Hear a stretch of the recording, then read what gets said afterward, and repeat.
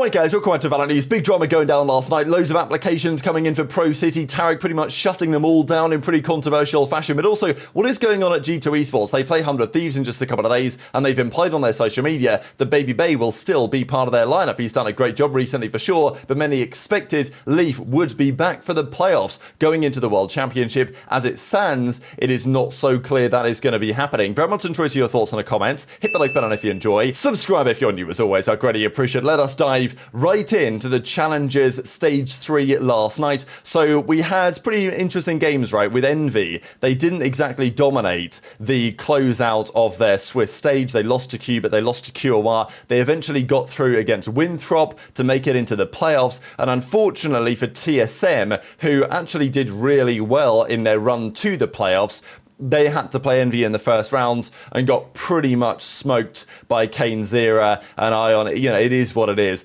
There wasn't much they could do about this, unfortunately. 13-6 on the Binds, and then on the Haven it was 13-9. To Envy are back. They advance in the playoffs. TSM, they drop down to the losers bracket. The bracket looks as follows. So Winthrop got the 2-1 win against Maryville yesterday as well. Today, a couple of other big games happening. So Cubit are in action. QOR in action as well, the favourites in those respective series. TSM and Maryville down to the losers bracket. The winner of this event, if you make the grand finals and you win it, you qualify for Ascension, guaranteed. So 8 teams make it to Ascension. 2 from, basically, we'll have a look at it real quick. So if you win this, you make it to Ascension. 1 team has already qualified from Brazil on points. There's another team from Brazil that will qualify if you win the LCQ. The top 2 in the LATAM regional finals qualify. The winner of this stage 3 qualifies. Another one qualifies through North America on points. And then there's 2 spots for play-in teams. So these are the 8 teams that will make it to Ascension in the Americas.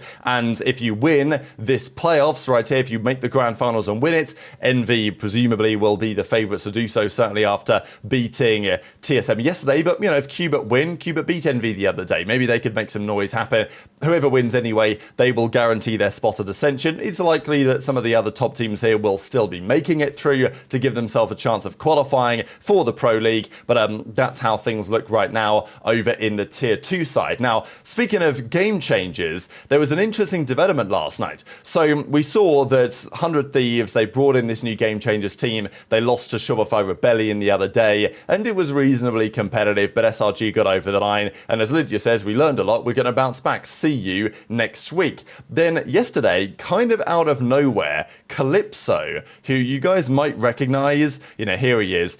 He's been around a little while. He stepped down from coaching the team, stepped down from 100 Thieves Game Changers. Good luck to them. Open for offers, either playing VCL or Collegiate or coaching VCT. So I thought this is all rather confusing, and I'm trying to figure out exactly what happened here. First of all, this is kind of cold, right? Like, good luck to them. It sounds like, I don't know, good luck to them is one of those things that you say when you don't really wish good luck to them. You're just saying it because it sounds good for the tweet, right? Like, it sounds like there was some sort of a disagreement here. Now, he says that he stepped down.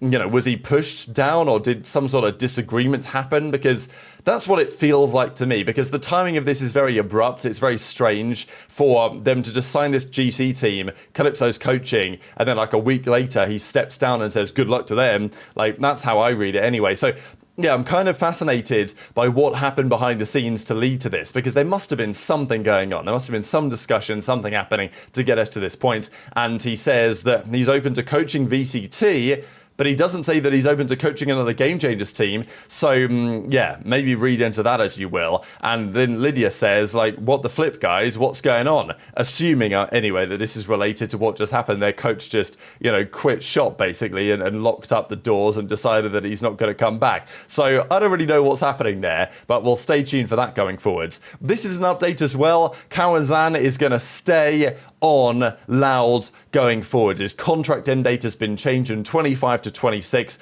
Now, does Kawazan actually want to stay?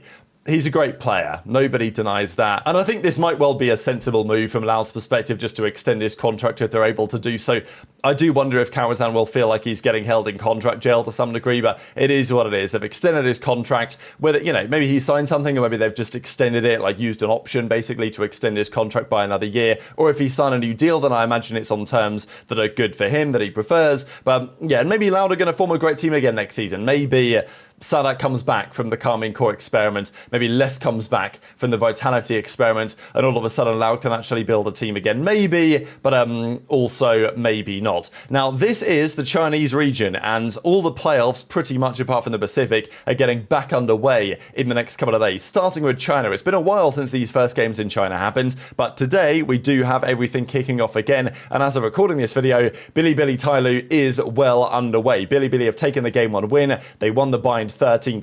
Huzi with a great first map here on the Rays. The Icebox is now underway, 3-1 to Tyloo on this one so far. But yeah, big series as we know. The winner of that makes it to the upper finals, guarantees himself top 3. XLG, DRG happen later on, and then Edward, as we know, are down in the losers bracket with, well, big games to come for them. They still should be okay to make it through to the World Championship, but what's not okay is some of these new individuals joining Pro City. So Pro City is officially back. It was set up, certainly really by Tarik mainly, and is kind of still run by Tarik in many respects, although it kind of runs without Tarik's direct involvement, but he's obviously the talisman behind the existence of Pro City. The idea is the state of ranked isn't very good, there's loads of people throwing, there's loads of crypto throwers, and Riot haven't really got a hold of many of the issues that affect top-level Radiant ranked. So lots of the pros, they don't want to play it right, and understandably so. So, Pro City, the idea of it is it's basically 10-mans where a list of quality pro players and tier 2 players and some players in tier 3, if they meet the criteria that Tarik has set out, are available to get picked for playing, and they will basically just play a 10-man without any of the other drama that is affecting some games elsewhere. Now, whenever these things happen, there's always a bit of drama as to who gets accepted, right? Because lots of the content creators, who are great players for sure, but lots of the top tier content creators, they want to play in this because it's fantastic content for them and it's much more enjoyable to play. But if they don't hit the requirements that Tarik sets out, because like if you're a tier 1 pro player and all of a sudden you've got content creators, you're teaming with them, you're going to think, well, this isn't quite the quality of practice that I'm looking for. This guy on my team is just going for clips. Like, it's not being taken that seriously. And as a result, it diminishes the impact and the benefit for the top tier pros. So there's a tough balance to strike here because Tarik, I'm sure, wants to be open with who he allows in, but also you've got to maintain the integrity for the pro players that actually are there. So there's some requirements that are considered, and look, if you're a content creator, if you're not playing at that high level, then unlucky, basically. Now, Willius says, hello Tarik, please take a chance on me. Well, my rank pales in comparison for those who participate, my passion makes up for it. When I wake up, I think of Pro City. He says, you want to run our socials? A bit confused here. And then, well, we get this from Sentinels, everyone asking Tarik if they can join Pro City, like, please, a million times over. And that's pretty much what we've seen, right? There's been a number of tweets coming out to Tarik, please, like, I want to be in Pro City, all of this stuff. I'm begging for a chance. I'll prove myself at Tarik, at T-Dog or whatever. This isn't a game to me and all this. And some of these comments have been tongue-in-cheek. Some of these are being serious. We get this one, though, from Prod. So Prod says, I will outperform 90% of Pro City at Tarik. I'm brimming with passion. And, Tarik gives a fair and reasonable response and says, look, I've got no issues with you on a personal level, but I've got to follow this criteria, otherwise it just won't work out, especially for the guys that are already there. Would love to see you, though, hit the criteria, get accepted in, and prove yourself. But FNS says, look, don't take no for an answer. Keep atting him on Twitter, and he'll have to yield to you eventually. So very much enjoyed your thoughts on that in the comments below. Always drama in North American Valorant. I thought it was cool as well to see this. These are the global KD leaders, and a number of these players were all in the same group. I think it goes to show how top-heavy that group was. That Oxy, Cloud9, Group A, Narrate, Sentinels, Group A, Zekan, Sentinels, Group A, Valen, G2, Group A, Bang, Sentinels, Group A, all pretty much topping some of the numbers here for the season. But talking of G2, there's some interesting developments going into the playoffs. They've got a show match, by the way, an override show match, and apparently this is going to be, I don't want to say fan voted exactly, but apparently the fans are going to make the rules. So it's like an interactive show match. I'm not exactly sure how they're going to do that, but stay tuned and we'll see how that goes.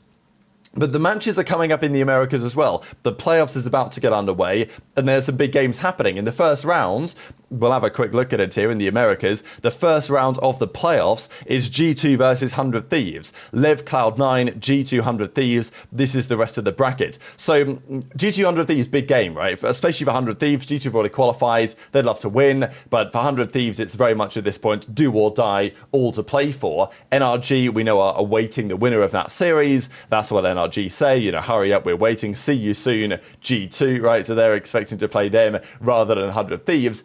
But that series is still coming up, and as G2 say, you're next 100 Thieves, and here's the 100 T facility, right, out in LA, or wherever it is, in California anyway. And here's Babybay. So, and Babybay's in the replies and all this stuff. So, yeah, and people in the replies are kind of wondering, like, you know, is Leaf returning or what's exactly going on here? Because I've just been a bit confused, right? Leaf was tweeting a little bit. He's not said much in a little while. But actually, he did tweet this a couple of days ago. Next on the chopping block, will Babybay get more playoff wins than Cloud9? So, seemingly confirming that, yeah, Babybay will be playing in the playoffs. Now, this is interesting, right? Because I thought that, okay, give Babybay the rest of the regular season, fine. But for the playoffs, I was definitely expecting Leaf to be back in, because if he's going to play at Champions, which assuming he is, surely you would want the team to get some reps in on stage with Leaf in the playoffs before the big event at the World Championship, right? You would think that. So, you know, is Leaf not well enough to return? Are they just deciding to stick with Babybay for now? You know, I think it's understandable that people are looking at this and thinking, is there more to this?